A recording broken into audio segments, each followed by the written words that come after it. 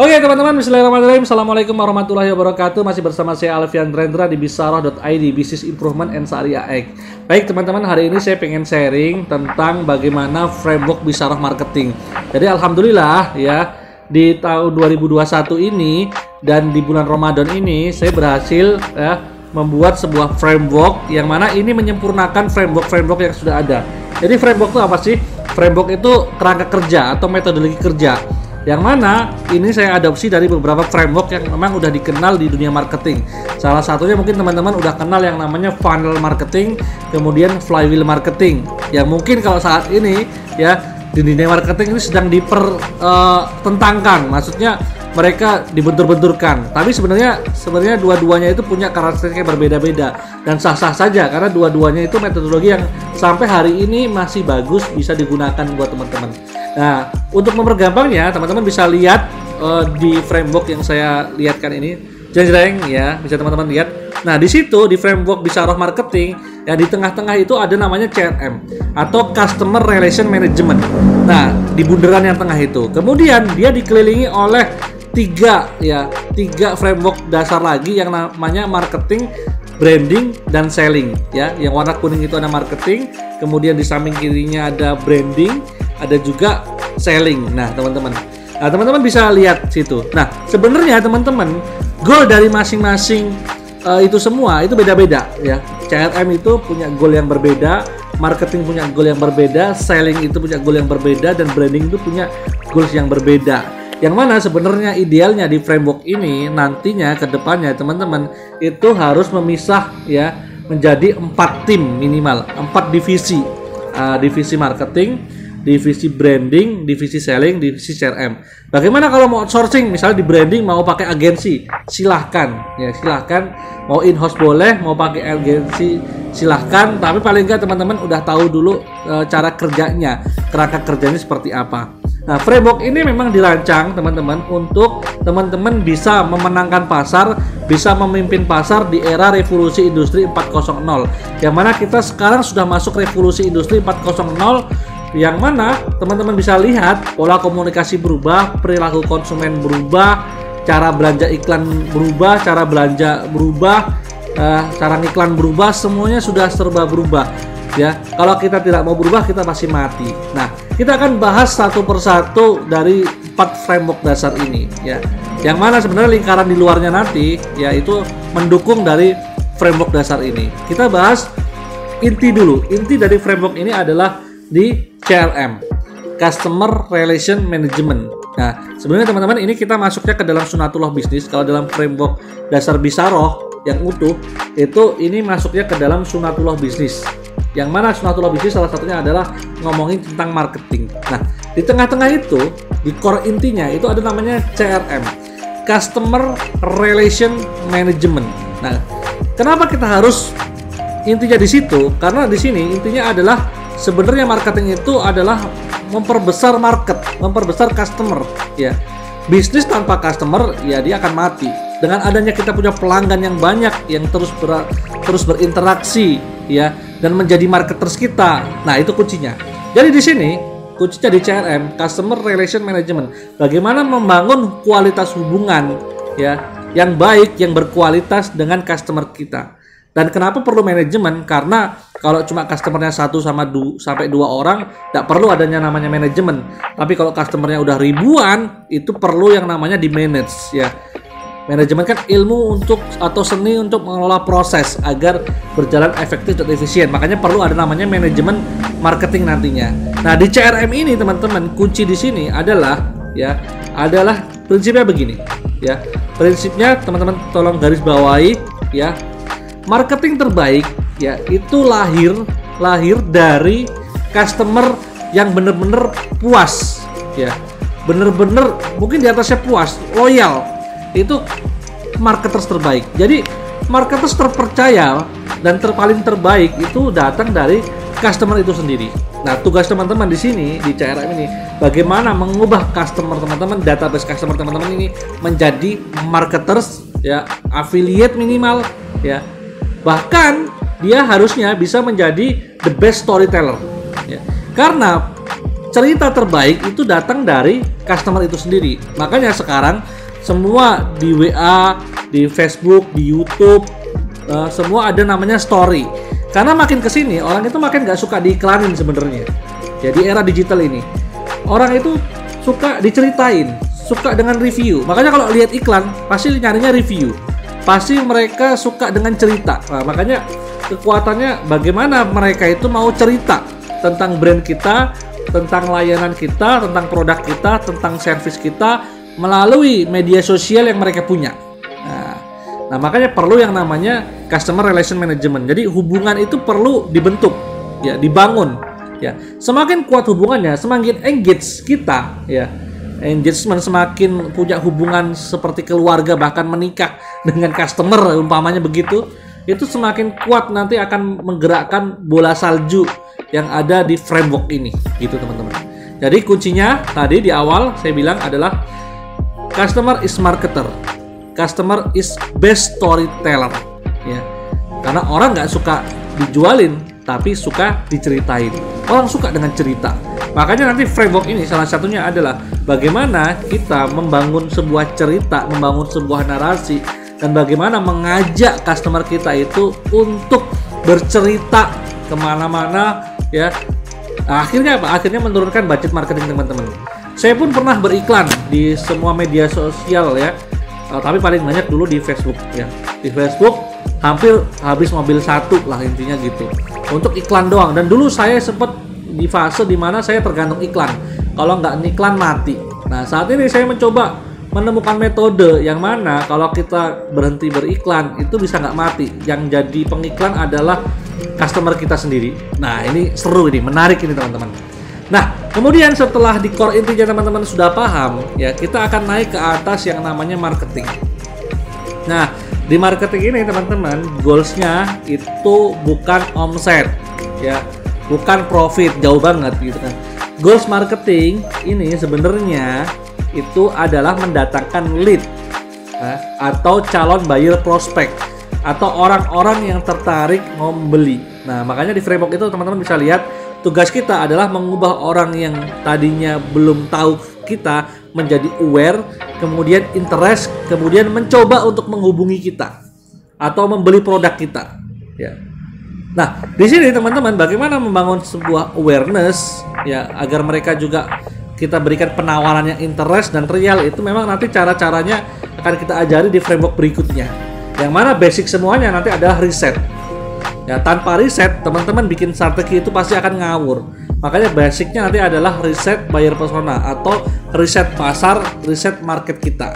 Nah, di tahapan awal di awareness ini, ya, kita akan mengenal namanya rule of 7 atau 7 message yang diulang-ulang, ya, message yang sama yang diulang-ulang berkali-kali. Agar apa? Agar orang itu aware. Karena kalau ada brand baru datang dan belum dikenal, orang itu akan cenderung menolak.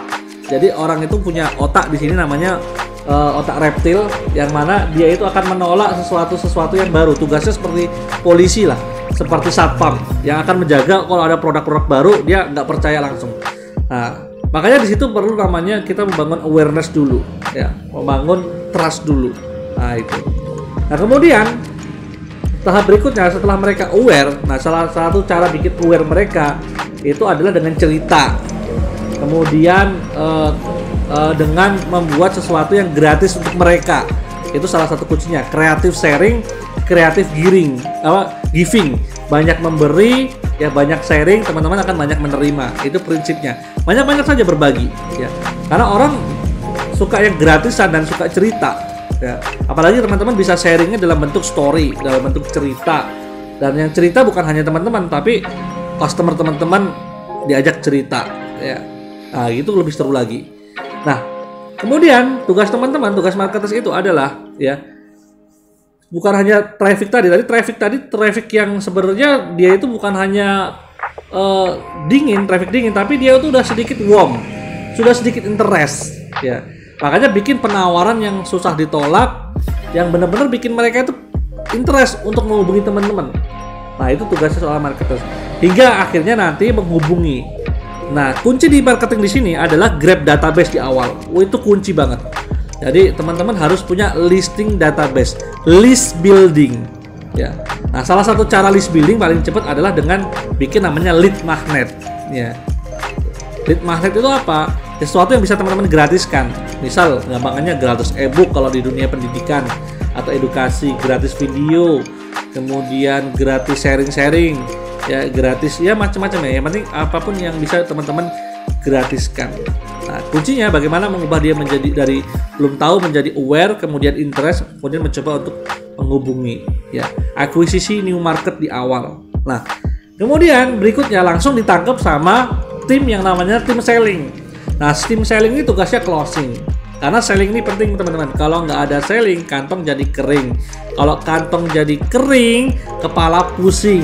Ya, kalau kepala pusing, istri di rumah, ya, kantong kering, istri di rumah juga muring-muring, kepala pusing, akhirnya jalan menjadi miring-miring. Nah, itu bahaya banget itu teman.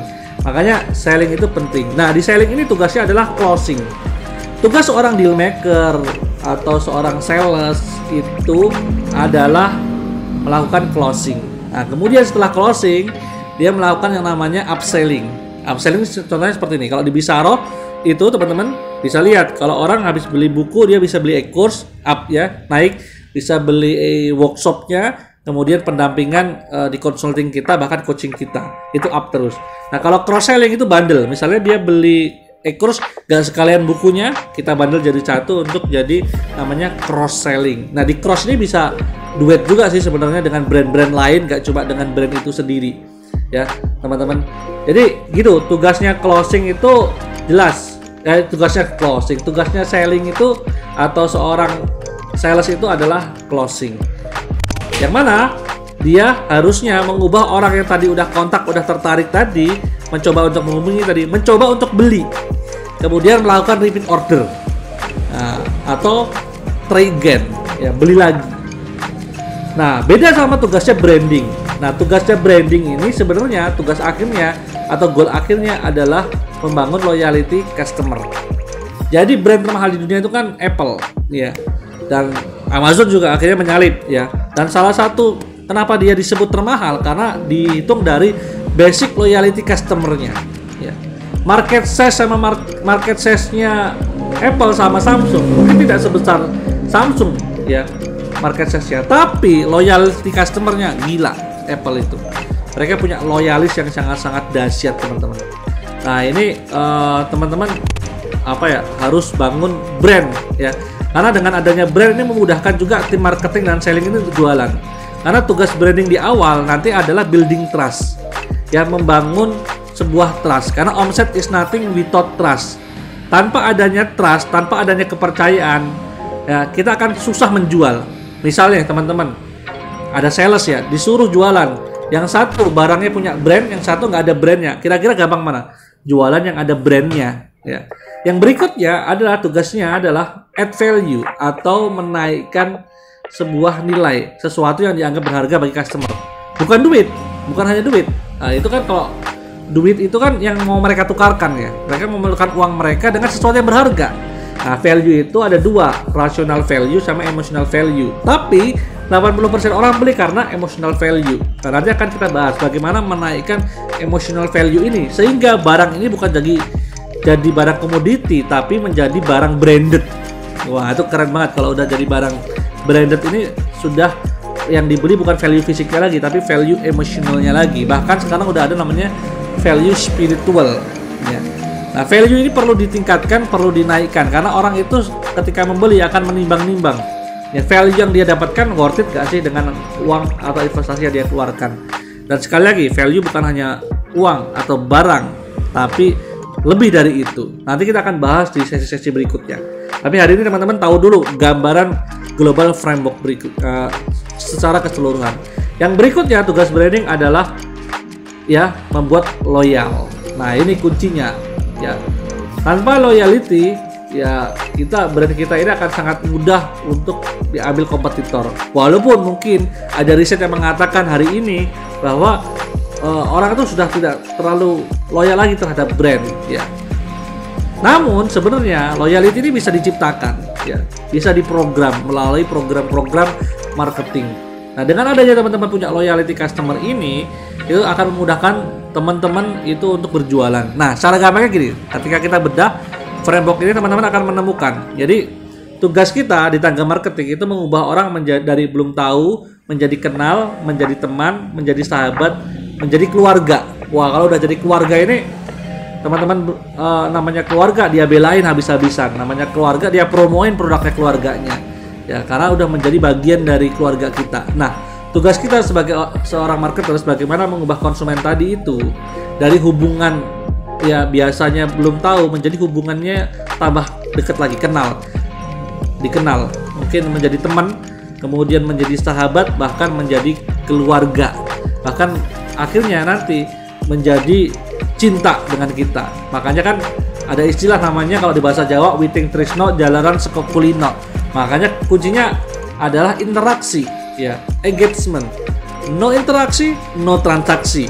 Begitu kata Kang Dewa, sahabat saya, Kang Dewa Eka. Nah, tugas teman-teman bagaimana mengubah dia dari yang belum aware menjadi aware, kemudian interest, tertarik, mencoba untuk menghubungi, mencoba untuk beli, kemudian repeat order, dan loyalty menjadi loyal.